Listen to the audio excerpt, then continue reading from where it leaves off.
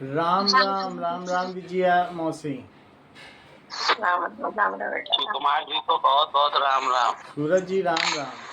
राम राम जी। राम राम सभी को राम राम राम। राम।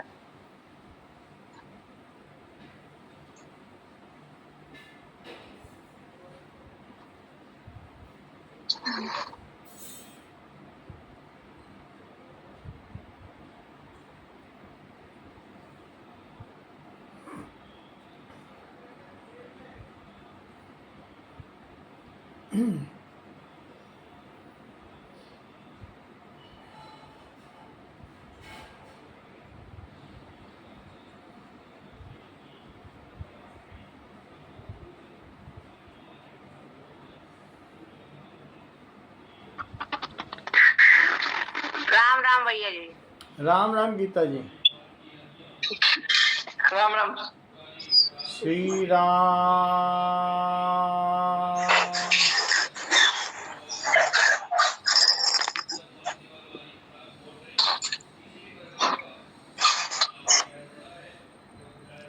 नित्य के सत्संग में आप सभी साधक भाई बहनों को राम राम। हम लोग पेज नंबर 27 हमारी साधना पर हैं। अंतरात्मा को प्रभु के आगे झुक जाना होगा। भीतर की अनुभूतियों के बारे में, जिसे साक्षात्कार कहते हैं, उसके बारे में भी और आनंद के बारे में। जब हम ध्यान करते हैं तो अलग अलग तरह के रंग दिखाई पड़ते हैं, अलग अलग तरीके के शरीर में क्रियाएं प्रतिक्रियाएं होती हैं। किसी किसी अंग में विशेष क्रिया होती है। अलग अलग केंद्रों पर, चाहे स्वादिष्ठान केंद्र हो, चाहे मणिपूरक हो, आज्ञा चक्र हो, सभी चक्रों में कुछ न कुछ एक विशेष क्रिया होती है। तो हमें लगता है कि अंदर कुछ है। ध्यान करने पर कुछ अलग अलग साधक को अलग अलग क्रिया होती है। वह हमारी स्थिति गुण विशेष के आधार पर होती है। तो इसको साक्षात्कार कहते हैं कि आत्मा को आत्मा की ही अनुभूति हो रही है, हम खुद से मिलते हैं। तो इस विषय में भी हमें झुक जाना होगा। जो दिखता है, जो नहीं दिखता है, नहीं दिखने का प्रयास नहीं करना है कि यह हमें दिखाई पड़े। ध्यान की अवस्था ऐसी होनी चाहिए, ये परम सुख की अवस्था होनी चाहिए। ध्यान में हमें कोई प्रयत्न नहीं करना है, राम राम चलना चाहिए, यही अपने आप में पूरी बात है। फिर कुछ दिखे कुछ न दिखे तो हम अपने मूल उद्देश्य से भटक जाते हैं।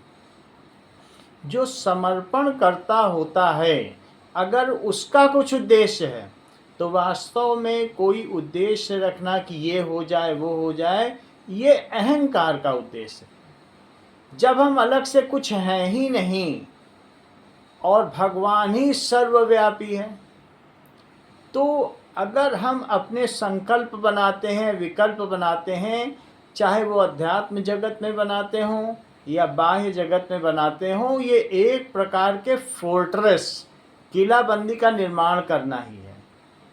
क्यों तुम्हारे लिए हो जाए, हमें मोक्ष मिल जाए, कौन हो तुम जिसे मोक्ष मिल जाए। ये अहम बोलता है हमें ये मिल जाए और किसी को नहीं मिला है, हमारा कल्याण हो जाए। हम अलग से कुछ है ही नहीं।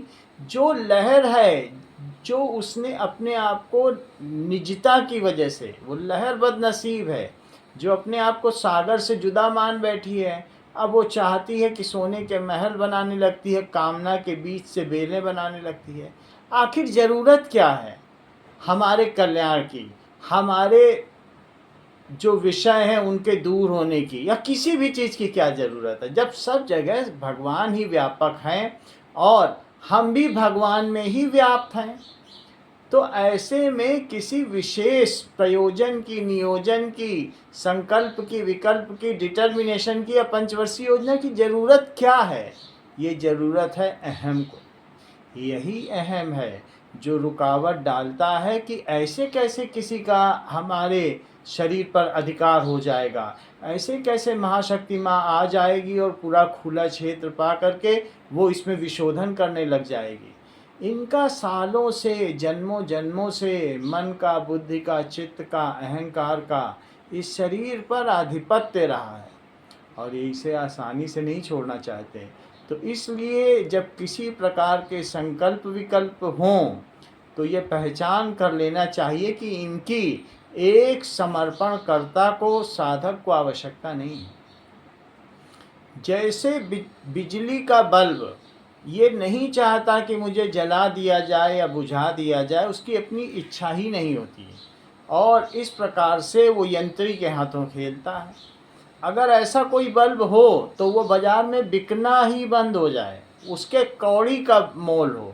अगर उसकी अपनी विशेष इच्छा होगी तो उसकी कोई कीमत नहीं होगी। जो मशीन खुद चलना चाहे और खुद से रुकना चाहे और कहे कि नहीं ये बनवाओ हमसे तो अच्छा होगा, तुम हमसे बोल्ट ना बनवाओ, नट बनवाओ, तो जो जिसकी मर्जी होगी। मशीन हमने दे दिया, ओवन ले लिया, अब ओवन में हमारी मर्जी, हम चाहे ब्रेड सेकें, चाहे पिज्ज़ा सेकें, चाहे जो सेकें, मशीन की क्या मर्जी। अगर ऐसी कोई मशीन है तो उसकी कीमत 2 कौड़ी की है, वो बाज़ार में बिकने लायक नहीं है, वो आउट ऑफ फेज हो जाए। तो उसी प्रकार से भगवान ने हमको शक्ति दी है, शरीर दिया है, सब प्रकार का संबल दिया है, बुद्धि दी है, तो उस बुद्धि को उसी को समर्पित कर देना चाहिए और उससे अच्छा तो कोई चला ही नहीं सकता। मशीन की धन्यता इसी में है, कृतज्ञता इसी में है, ओवन की कृतज्ञता इसी में है कि वो ओवन चलाने वाले को खुद को समर्पित कर दे, भैया तुमको इसमें पराठा सेकना है, रोटी सेकनी है, ब्रेड सेकना है, जो करना है करो, मेरा अपना निज नहीं है। यही एक यंत्र का दायित्व है। उसी प्रकार से समर्पणकर्ता का भी एक यही दायित्व है कि वो अपने प्रभु को सब कुछ सौंप दे। ना तो उसको अपने कल्याण की चिंता हो, ना उसको अपने पतन की चिंता हो, ना उसको अपनी निजता की सुरक्षा की चिंता हो। उसको तो जैसे व्यक्ति कूद जाता है घाटी से किसी बड़ी नदी में, उसी तरीके से सभी भयों से मुक्त होकर के माँ के आगे समर्पित हो जाना होगा। अपनी सभी इच्छाएं विसर्जित कर देनी होंगी माँ के चरणों में। यही समर्पण की पहचान है, यही समर्पण की ऊंचाई है और इसमें अब मैंपना नहीं होता। अगर किसी भी तरीके का संकल्प और विकल्प हो रहा है, ये इतनी महीन स्थिति है, ये इतना सूक्ष्म स्थिति है, इसमें समर्पण करने वाला ये भी नहीं कहता कि हाँ मैं समर्पण कर रहा हूँ। मान लीजिए 20 नौकरों में कोई एक नौकर कह दे हाँ मालिक मैं आपकी बात मानता हूँ, तो इसका मतलब है कि कल को वो नकार भी सकता है कि मैं नहीं मान सकता हूँ। अरे जब मालिक के तुम गुलाम हो तो उसमें मानना कैसा और ना मानना कैसा। वो करवा रहा है, तुम कर रहे हो, तुम होते कौन हो मानने वाले और ना मानने वाले। ये ठेकेदारी की बात ठीक नहीं है। तो इसलिए हमें पहचानना होगा कि कहाँ कहाँ हम में कमी है जो समर्पण नहीं होने दे रही है। अपने भीतर छिपे हुए चोरों को पहचानना होगा और जिससे कि समर्पण सम्यक हो सके, पूर्ण हो सके, विशुद्ध हो सके। तो अपने अनुभूतियों के बारे में, जिसे आत्म साक्षात्कार कहते हैं, उसमें भी झुक जाना होगा। जो हो रहा है उसका आनंद लेते रहिए। शिशु माँ की गोद में आनंद लेता रहता है, ना उसको अपने दूध पीने की चिंता होती है, ना पानी पीने की, उसकी कोई स्पृहा ही नहीं होती है। माँ उसकी सभी कमी पूरी करती रहती है। वो बस माँ को महसूस करता है और उसी में आनंदित रहता है, ना वो बाह्य परिस्थितियों से विकल होता है।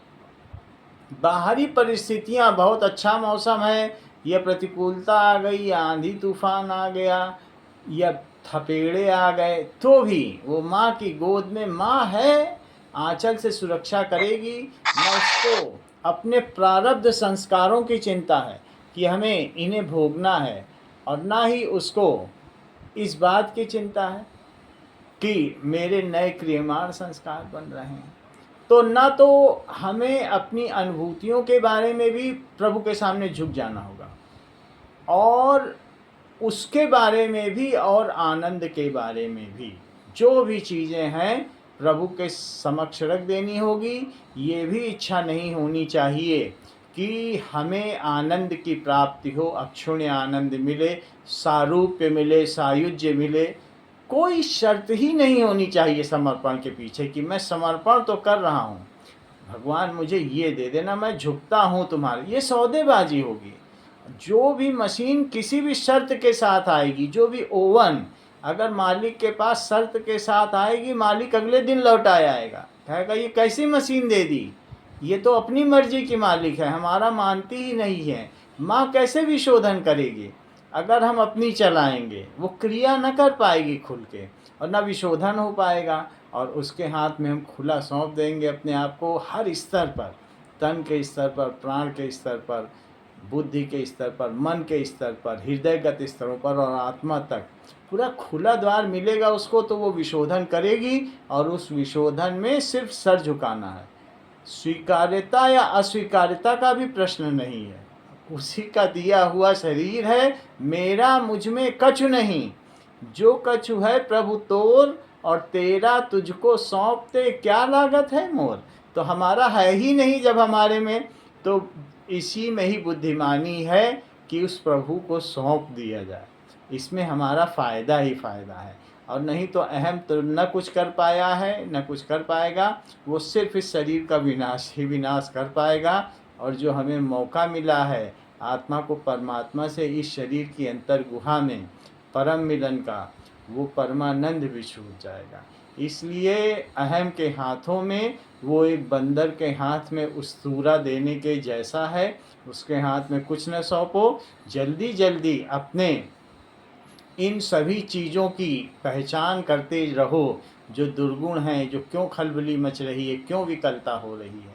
अगर विकलता है तो भी माँ के चरणों में रखनी होगी। जैसे बहुत गहरा सागर होता है, ऊपर उसमें लहरें भी होती हैं, तो भी सागर अपने आप में गहरा ही होता है। तो ये ऊपर ऊपर की विकलता होनी चाहिए, वो है पाने की, ईश्वर को पाने की, प्रभु को पाने की। तो वो गहरी जब प्रीत जितनी गहरी होती जाती है, जो सतही नदी होती है, छिछली नदी होती है, वही ज़्यादा हिलोरे खाती है, और गहरी नदी तो बिल्कुल शांत होती है। तो उसी प्रकार से सभी कुछ उस पर निर्भर करता है, उसी के विधान में ऐसा होता है। जब सब कुछ उसका है तो उसकी मर्जी जो करे, मर्जी हो विशोधन करे, मर्जी हो उत्थान करे, मर्जी हो पतन करे। यहाँ हमारी अपनी कोई स्थिति ही नहीं है, तो हम कौन होते हैं ज़बरदस्ती बीच में अपना एक शर्त लगाने वाले कि ऐसा हो जाए वैसा हो जाए। ये सिर्फ एक अहम है जो एफिमरल है, जो नश्वर है। शाश्वत तो प्रभु ही है, जो अंशी है वही शाश्वत है, हम उसका अंश हैं। तो अंश हम अलग न माने, उसी में शरीर का अंग है। ये पूरी सृष्टि समष्टि ईश्वर है, और हम जो व्यष्टि हैं उसका एक अंग है। अलग से अंग की कोई सत्ता नहीं होती। आप कहेंगी व्याकुलता भी उसी की है, ठीक है, परंतु जब उसके मूल में स्थिरता हो, शक्ति हो, और व्याकुल होते हुए भी उसी की प्रतीति, निष्ठा और विश्वास प्रधान रहे, तब भीतर वाला झुकता है। जितना निष्ठा होगा, जितना विश्वास होगा, बच्चा व्याकुल नहीं होगा। अगर वो और बच्चों को माँ आम दे रही है और हमें व्याकुलता है, हमको आम नहीं मिल रहा, देखो उनको संत बना दिया, उनको संत बना दिया। हमें भगवान निर्मल करें कि राधा को तारा, राम मीरा को तारा, हमको भी तारो। तो हम ये व्याकुलता न रखें, उसको जो करना होगा वो करेगी। उसने कईयों का उद्धार किया है, जन्मों जन्मों से उद्धार किया है। हमारे अंदर व्याकुलता का मतलब है प्रीति की कमी, भरोसे की कमी, निष्ठा की कमी। जब माँ हमारी हितु है तो हमारा कल्याण करेगी, हमारी वर्तमान स्थिति के बारे में समझते हुए करेगी। किसी बच्चे को जो नर्सरी में है सीधे एमए की किताबें नहीं पढ़ाई जा सकती, एमएससी की, वो अपना भी भूल जाएगा, उधर भी भूल जाएगा। ये एक क्रमिक विकास की अवधारणा है, जिसमें विकास जल्दी जल्दी तो होगा, लेकिन होगा क्रम से। नर्सरी के बाद 1 पढ़ना पड़ेगा, फिर 2 पढ़ना पड़ेगा, और तभी उसके बाद सबसे ऊंची कक्षाएं आएंगी। तो माँ इस मामले में जल्दीबाजी नहीं करती, वो बंदर के उस्तरे की तरह हमारी मनमर्जी नहीं चलने देती। उसका काम बहुत धैर्य भरा है, उसका काम समय लेने वाला है और वो अपने तरीके से काम करती है। तुम पहचान सकते हो उसकी कृपा को तो पहचान लो, यही ग्रहणशीलता है।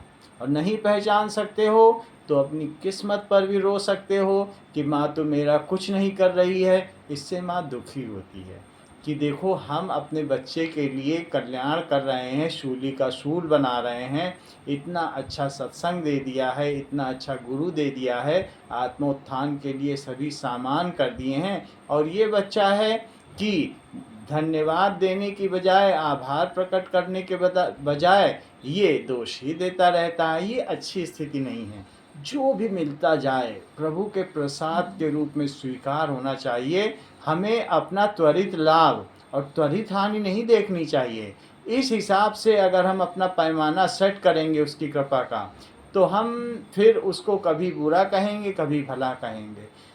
तेरी रज़ा इरशाद हो, तुम्हारी ही इच्छा हो भगवान, और तेरी खुदाई के सामने शिकवा न कोई सवाल हो। हम अपने भोगों के आधार पर ये पैमाना न तय करें कि माँ की कृपा कम है या ज़्यादा है, तेरी कृपा तो बरस ही रही है। तो मनवा राम नाम रस पीजे, और इस तरीके से हमें प्रभु के समर्पण को स्वीकार करना चाहिए, समर्पित होना चाहिए हर समय में, हर विषय में। तेरी इच्छा पूर्ण हो माँ, तेरी इच्छा पूर्ण हो माँ। मम्मी इस विषय में आपको बताएंगी। हमारे विकास को हमसे अधिक जानती है। क्या हमारे लिए उचित है, क्या नहीं उचित है, उसे सब पता है। जैसे कि अभी बताया कि हमारे अंदर तो बहुत प्रश्न होते हैं जब हम आरंभ में आते हैं, और हम सोचे कि हम सब कुछ आज ही जान जाएं, आज ही हमारा प्रभु से साक्षात्कार हो जाए, तो ऐसा असंभव है। हमारी ग्रहणशीलता के अनुसार ही प्रभु हमें विकास की ओर ले जाते हैं, और उसी के अनुसार अनुभूतियां भी हमें मिलती हैं। और अनुभूतियों की ओर हमें विशेष ध्यान नहीं देना चाहिए कि हमें उसको ऐसी अनुभूति हुई है, ऐसा उसने देखा है, उसको तो प्रकाश दिखा है, उसको तो महाराज जी दिखे हैं, और भी बहुत तरह की अनुभूतियां हुई, स्पंदन कहाँ कहाँ होते हैं, तो वैसा हमको नहीं हुआ। तो उसके लिए हमें गुरुदेव से नहीं कहना चाहिए कि नहीं हमें भी ऐसा हो। हम जिस कक्षा के विद्यार्थी हैं, जो हम ग्रहणशील कर सकते हैं, तो हमें भी अनुभूति होगी। और कहने से हमारा कि हमको ऐसा हो जाए वो उचित नहीं। वो हमारे पास की मांग के अनुसार ही सब कुछ हमें प्राप्त होगा। जैसे कि जो बल्ब होता है, जितनी पावर का उसमें जितना वो जल सकता है उतना ही उसको पावर दिया जाता है। कम पावर का कम प्रकाश करता है वो उतना ही ग्रहणशील है। 50 का है तो उसको 100 का पावर का नहीं दे सकते हैं। वो सब उसमें लगा हुआ है होता है यंत्र, और वो उतना ही पावर वो ग्रहण करती है, उतना ही लेती है, नहीं तो वो फ्यूज हो जाए। तो हमारी भी साधना में गड़बड़ी आ सकती है यदि हम सोचे कि हमें भी वैसा ही हो जाए। तो महाशक्ति माँ बहुत चतुर है, वो सब कुछ जानती है। वो बच्चे के अंदर कोई भी ऐसी अनुभूति नहीं देती है कि उससे उसमें विक्षिप्तता आ जाए। जबकि ज्ञान मार्ग में ऐसा हो जाता है, उन्हें यदि उचित पथ प्रदर्शन नहीं मिला, लेकिन हमारे प्रभु हमारे गुरु हर पल हमें संभालते हुए आगे बढ़ाते हैं। तो हमें ना तो अनुभूतियों के बारे में चाहना करने चाहिए और आनंद के बारे में कहना है। प्रभु से कुछ भी मांगने है, प्रभु हमें जो है हमें क्या मांगना है कि तेरी इच्छा पूर्ण हो, जिसमें हमारा कल्याण हो, जिस प्रकार भी आप करें जो आप चाहें। तो हमें अपने अंदर दृढ़ता बढ़ानी है, विश्वास बढ़ाना है और थोड़ा महाराज जी कहते हैं कि हमारे साधन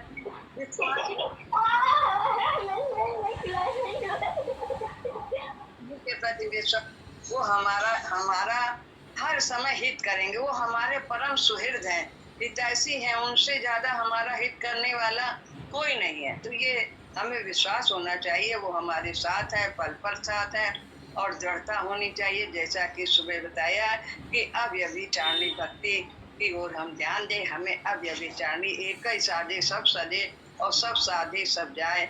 सब कुछ हम सब और भागेंगे तो हमारे हाथ कुछ नहीं लगेगा। कुएं को पानी चाहिए, कुएं से तो एक जगह खोदेंगे तो पानी मिल जाएगा, 10 जगह 10-10 फीट खोदेंगे थोड़ा थोड़ा तो नहीं मिलेगा। तो हमें अनन्य भक्ति अपने प्रभु के प्रति रखनी है, गहरी निष्ठा रखनी है, और इसी से हमारा सब कुछ होता चला जाएगा। जो जो हमें अपनी कमियां दिखाई दें, वो यदि दिखाई देती हैं तो उन्हें प्रभु के सामने रखें, और व्याकुल न हो कि आज ही हमें सब कुछ मिल जाए, आज ही हम पूर्णत्व को प्राप्त करें। इसमें भी अहंकार की झलक मिलती है। यदि व्याकुलता भी है तो भी उसके आगे रख दें, ये भी तेरी ही देन है, और तू ही इसे शांत करेगी। प्रभु हमारे अंदर शांति दे, बस राम नाम का जाप करते चले जाए, सब कुछ इसी से होता चला जाएगा। सभी साधन, यही एक साधन ही सब कुछ हमें प्राप्त करा देगी। खूब जाप करें, खूब जाप करें, और समर्पण भी होता चला जाएगा। अंदर वाला भी झुकेगा, बाहर वाला सब झुकता चला जाएगा। राम राम सभी को, राम राम।